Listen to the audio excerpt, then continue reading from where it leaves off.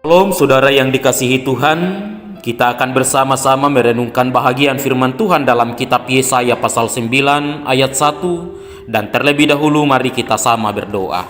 Kita berdoa. Kami mengucap syukur Tuhan akan kehidupan hari ini. Dan kami mau membaca dan merenungkan firman-Mu, hidup sesuai dengan firman-Mu. Berkati kami semua, sehingga kami boleh mengerti dan memahami dan melakukan firman-Mu. Di dalam nama Tuhan Yesus kami berdoa. Amin. Bahagian firman Tuhan yang menjadi bacaan dan perenungan kita hari ini terdapat dalam kitab Yesaya pasal 9 ayat 1 yang berbunyi, bangsa yang berjalan dalam kegelapan telah melihat terang yang besar. Mereka yang diam di negeri kekelaman, atasnya terang telah bersinar. Saudara yang dikasihi Kristus Yesus, pernahkah kita berjalan dalam suasana yang gelap? Bagi Bapak Ibu yang pernah berjalan dalam suasana yang gelap, maka tentu mengetahui bahwa ketika kita berjalan dalam situasi tersebut, maka besar kemungkinan arah langkah kita tidak menentu dan sulit tentunya untuk mencapai tujuan.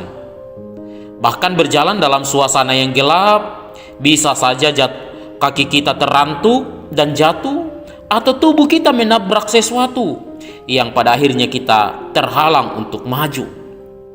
Intinya bahwa ketika seseorang berjalan dalam suasana gelap, maka hal itu sangat tidak menyenangkan untuk membuat kita sulit menggapai apa yang diharapkan atau tujuan dari perjalanan tersebut.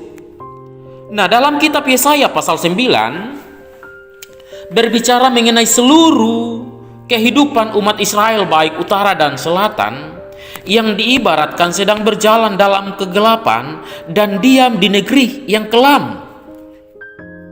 Suasana gelap dan kelam ini memberi arti bahwa suasana hidup umat Israel secara umum saat itu penuh dengan penderitaan, sangat buruk. Penjajahan demi penjajahan mereka alami tentu karena dosa mereka. Sosial ekonomi sangat sulit, sehingga dunia mereka terasa ada dalam suasana yang gelap tanpa harapan. Tidak ada lagi harapan. Suasananya betul-betul mencekam, kelam. Tentu karena dosa dan kejahatan mereka. Dalam suasana seperti itu tiada harapan, suram. Hadirlah sebuah pengharapan di balik nubuatan Yesaya bahwa terang yang besar akan menggantikan kegelapan, kekelaman dunia yang dihadapi umat Israel secara umum saat itu. Dan terang yang besar itu tentu menunjuk pada Mesias Sang Juru Selamat pribadi di dalam Yesus Kristus, penyelamat dosa manusia. Saudara yang dikasihi oleh Kristus Yesus, Yesaya 9 ayat 1 ini memberi sebuah pemahaman dan pelajaran yang sangat berharga ketika kita memasuki minggu Advent yang pertama, bahwa selalu ada harapan, selalu ada pengharapan di dalam Kristus Yesus di balik berbagai kesulitan-kesulitan hidup yang dialami oleh manusia. Kesulitan hidup yang melanda kita mungkin karena corona, kita kehilangan pekerjaan. Kesulitan hidup karena ekonomi, pengurangan karyawan, gaji.